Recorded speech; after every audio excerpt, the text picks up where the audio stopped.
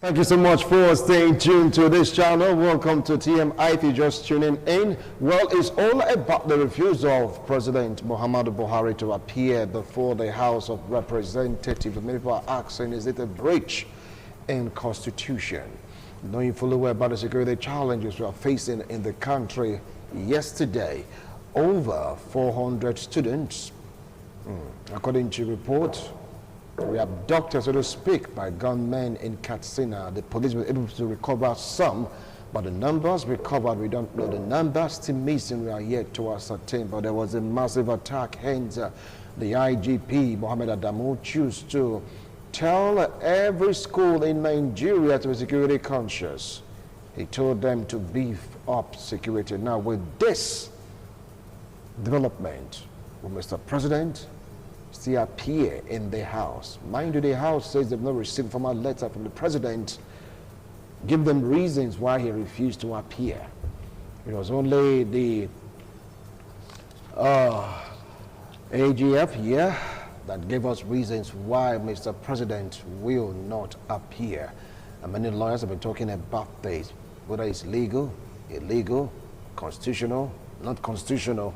What side of the divide do you belong to? Well, my analyst will be the one to throw more light on this. With me here in the studio is a political analyst, a very vibrant analyst. When you talk about national burning issue, it's just there in his heart. He really wants to see a united and, of course, a better Nigeria for you and I. Join me to welcome Honorable Owadiai Odige.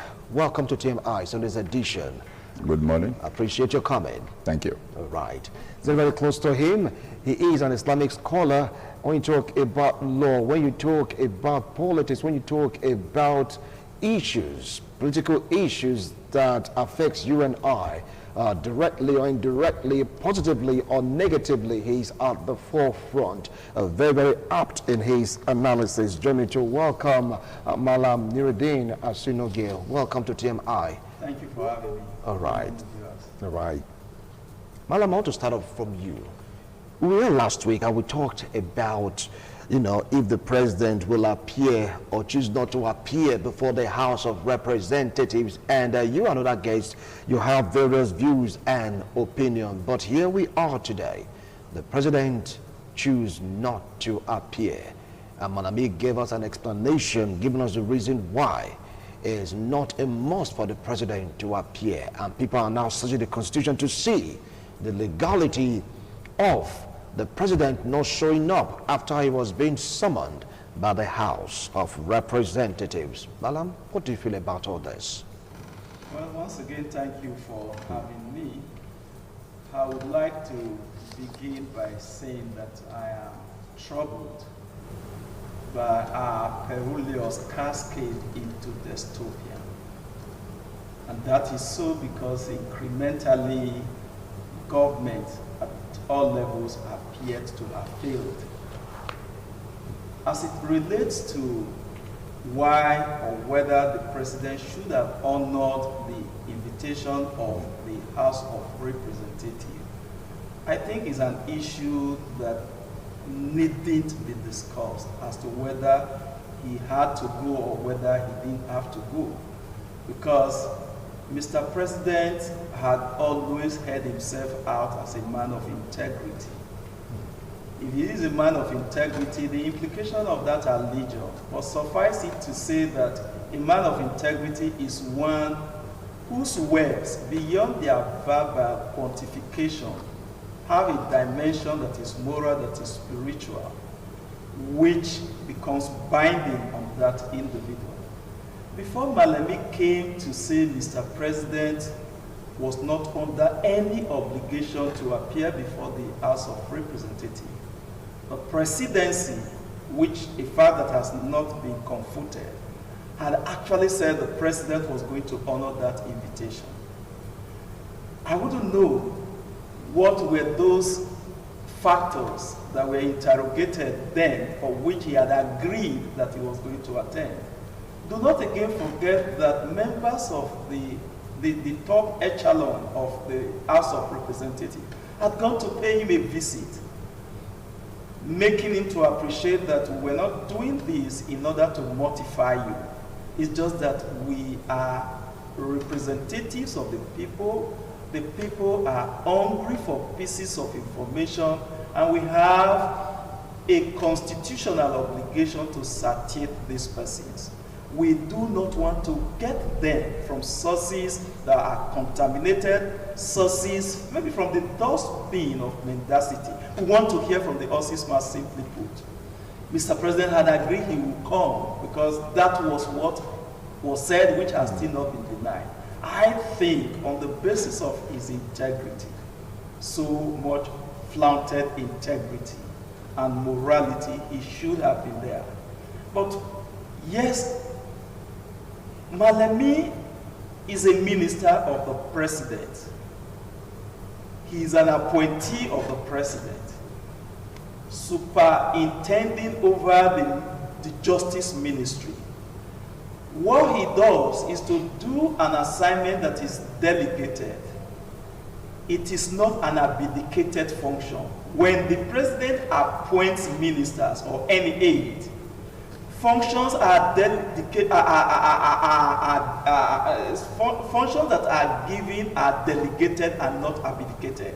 Because once it is a delegated function, the delegator takes absolute responsibility for the outcome of that which has been delegated. And so when you have a situation where it now appears as if your appointees are the one who decide whether you do a particular thing that you have already said you will do or not becomes sad. Yes, you may not find a clear provision, because some of the lawyers who have argued, you take section 217 of the Constitution, 218, 219. All of these sections that will deal with a whole lot of issues that include the issue of security. There is nothing there. Yes, the National Assembly, which includes the House of Representatives, could appropriate, but there is nothing expressly there saying the president will be summoned by members of the National Assembly. Hold it there. Just hold on, because you just quoted a part of the Constitution. I will come back to you for what you said. Expressly speaking, it isn't there. I'll come back to you, madam. Honorable Odige, what do you feel about all this? Well, I see it from a different angle. We have three arms of government: the executive, the judiciary, and the legislation. They are all equal arms of government, and they are there to checkmate each other. When the legislature invites the president to appear before them to deliberate on the security issues, one would have expected for the president initially said that he will attend. It is the people that are inviting, not necessarily the House members, because they are there representing the people. For the House members to go and visit the president prior to the invitation, I didn't see that as necessary. Because of the mentality that the government belongs to the president, but the government belongs to the people. What we really need is for the president to appear and explain to members of the National Assembly or the House of Representatives the reason why those 400 students were abducted while he was in Katsina holidaying. The same thing happened in 2018, and the same thing happened in 2015, the Deputy and the Chief of Girls, and it's happening again. Here we are. We've not resolved the issue of those two incidents. The third one is happening again. Even the Rice incident also. Yeah, and we were told that the police rescue some of the girls. The police did not rescue any of them. The girls, the students returned the following money to the school to pick their belongings. So, and we were also told that the kidnapping took approximately 1 hour 30 minutes. Where was the police? Where was the military? And the president is telling us that he will not go to the National Assembly to explain to the people. Probably he feels that it's above the law, that he can do whatever he wants to do and get away with it. See, the National Assembly needs to interrogate and dialogue with the president. If there is any constitutional sin violated by the presidency, impeachment hearing can begin. So there are things that have been going on, insecurity everywhere. To me, Nigeria is becoming a failed state. We have no security, whether in the northeast, in the south-south, southwest, or southeast. It happens everywhere. Every day in Benin.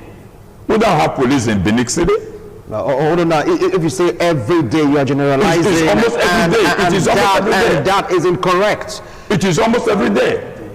It's almost every day. Because every day is like every day. You might not, the news might not get to you. There is hardly any street in Benin City right now that is not infested with kidnapping or armed robbery. Anyway, that is overstretching it. I wouldn't want to take note of that, sir. Okay, well, I will come back to you because on this platform we don't generalize.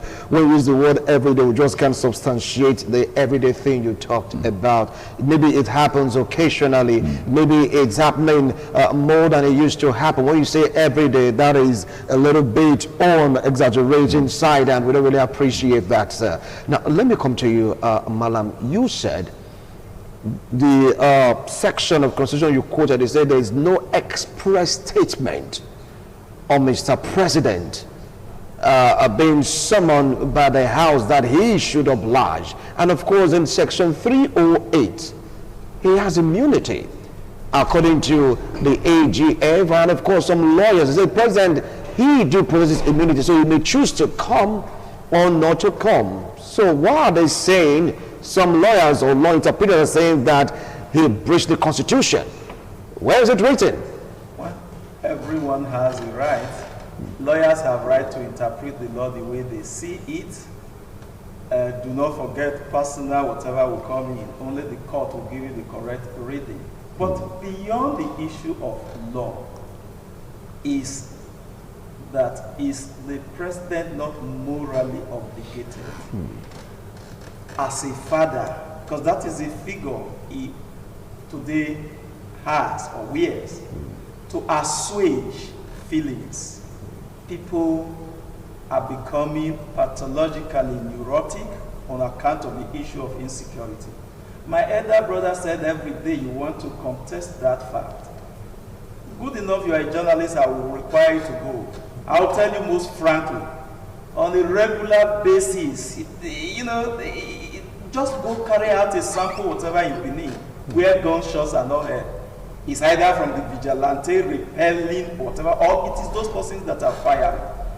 The people have become increasingly bodacious to do all of this because they know that there is no one person who is going to challenge them.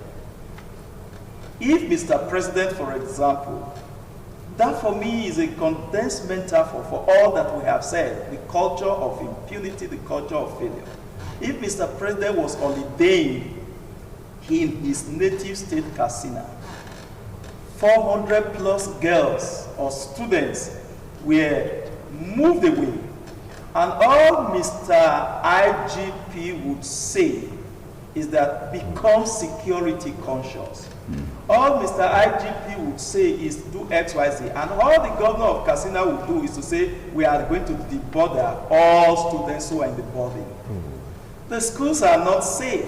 The home you're sending them to are not safe. Just tell me, because these persons have become increasingly entrapping to the point that if we don't meet you on the way because you don't come, we will come meet you in your homes. These are whatever. We now ask, but take the issue of the National Assembly that have invited. If you take those sessions that we have read, The National Assembly has continuously, which includes the House of Representatives, under those sections 217, 218, 219, appropriated money for the military.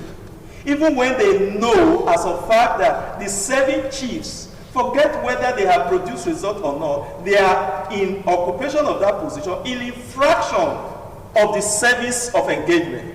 They have passed the age, and yet you still appropriate monies to these persons. They have the power of appropriation.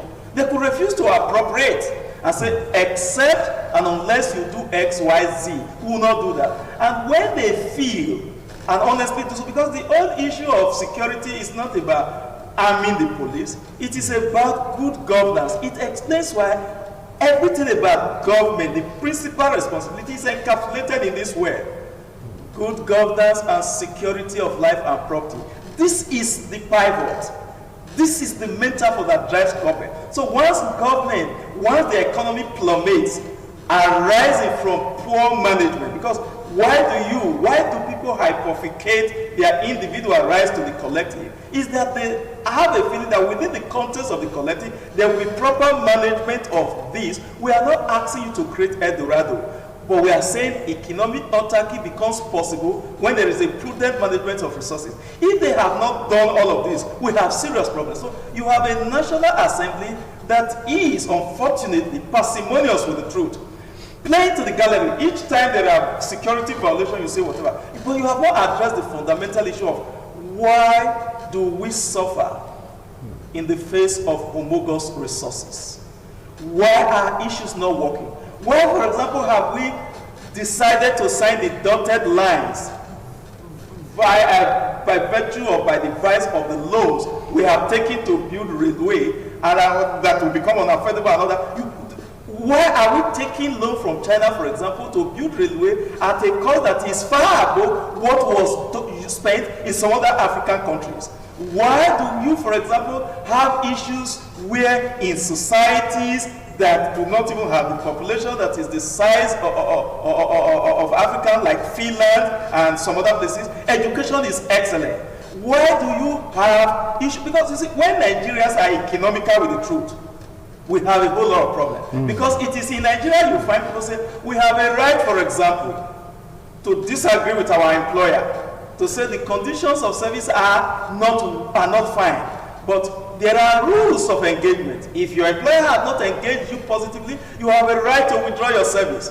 And what does the law say when you withdraw your service? It says for the period of the withdrawal, you don't get paid. But it's still in the same society you find persons, no matter how learned they are, no matter how educated they are, they will insist, if you don't pay us, we are not going back to work, even for the period we did not work. And so these are the issues.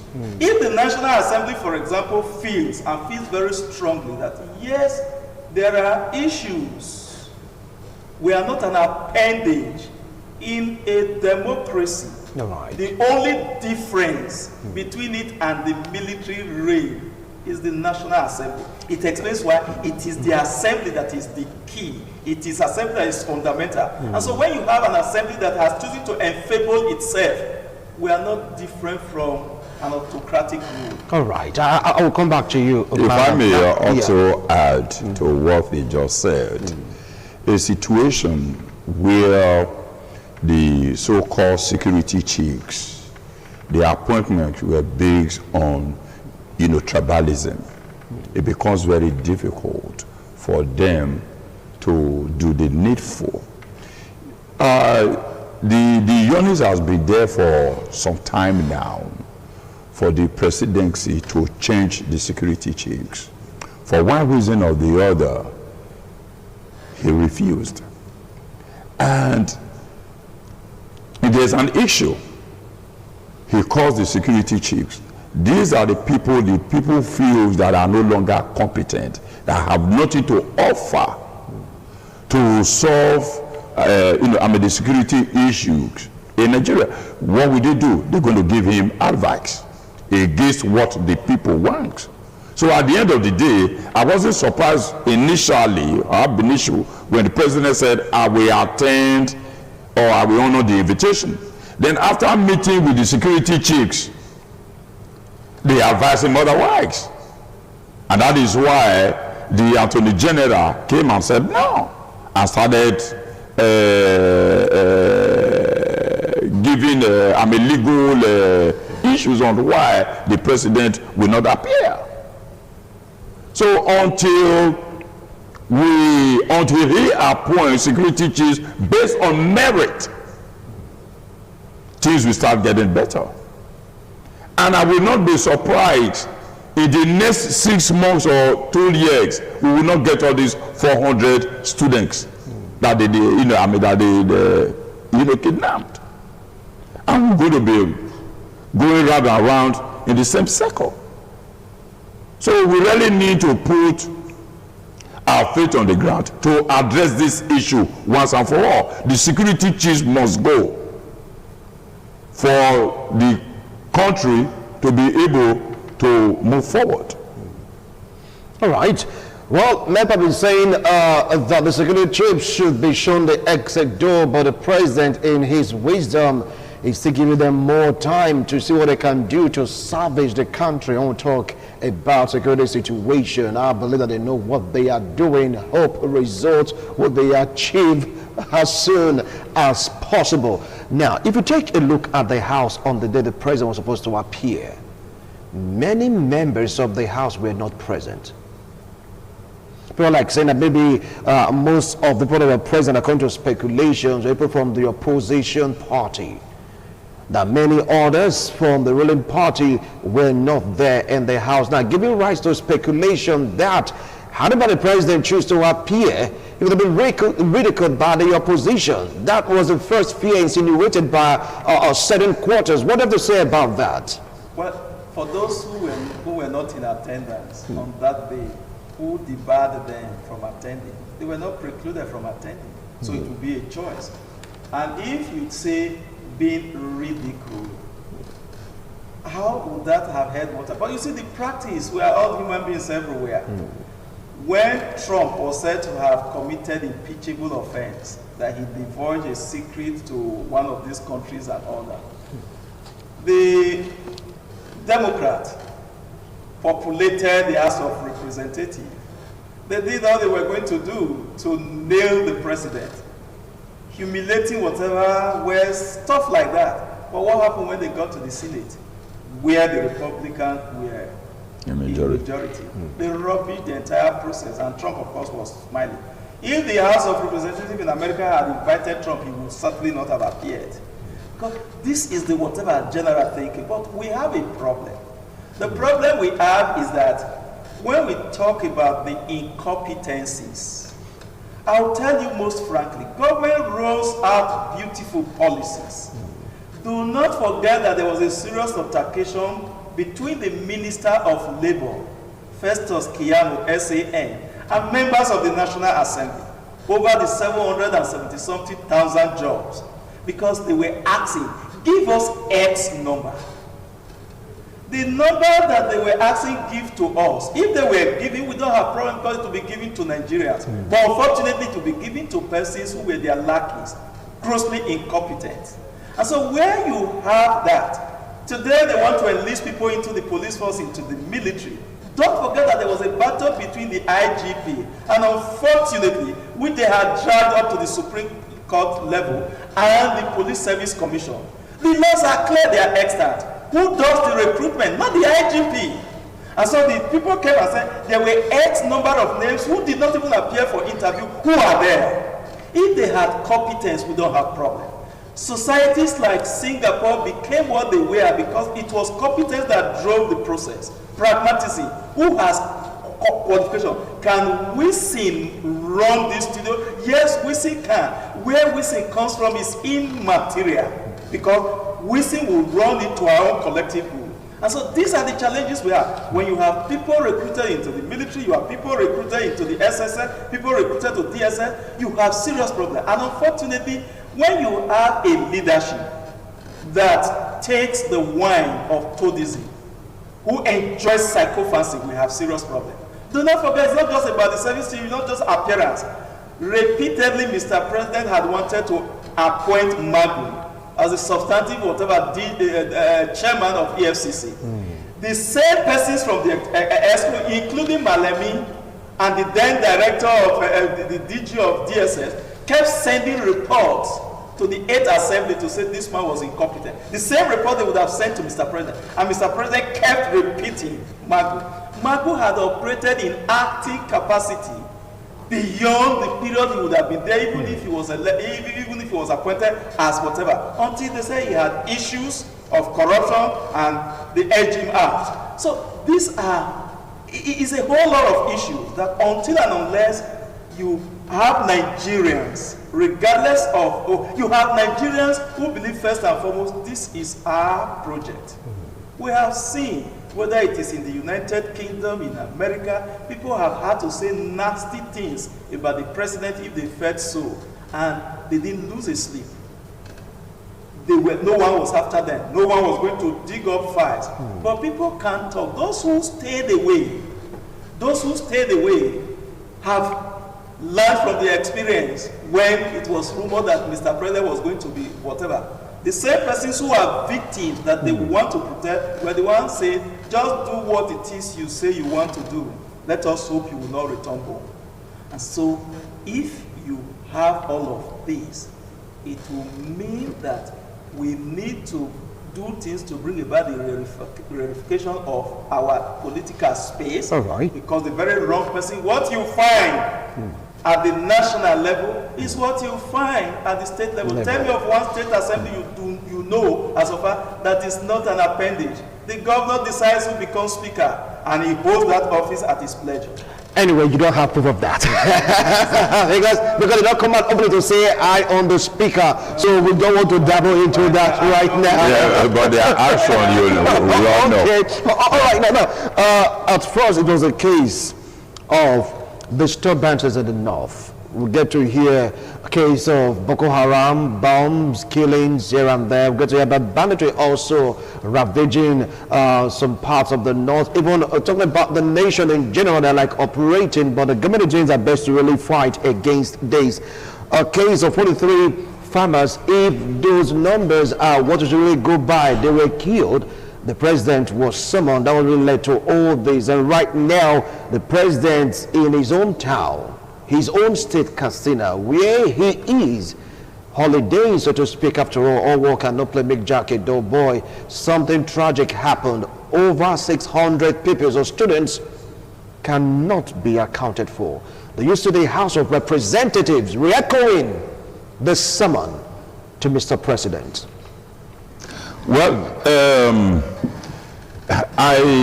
they may or they may not. They may or they may not. Yes, they may or they may not. The way things are, the House of Representatives, just like you rightly said, is an appendage of the executive.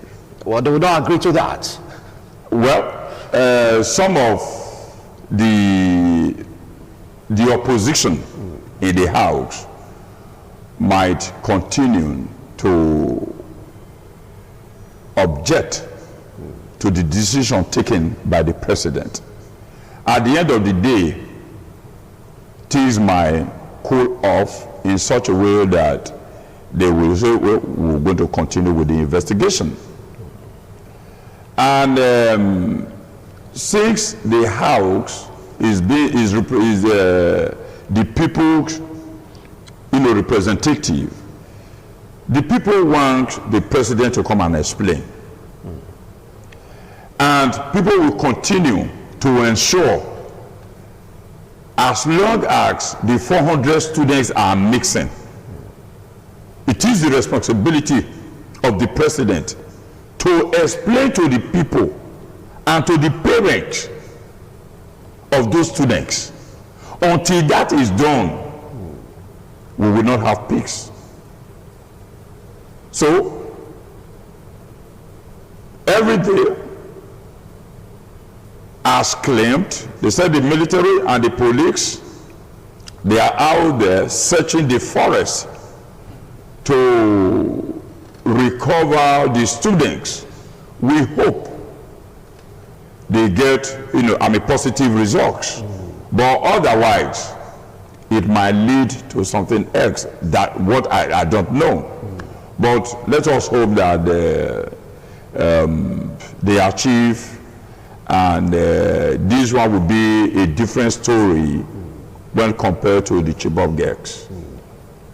Yeah, let's just hope that this will just bring up a different story when compared to the Chibok girls. Chibok 200, but this time around it's like a 100% over 200, 400 plus and counting.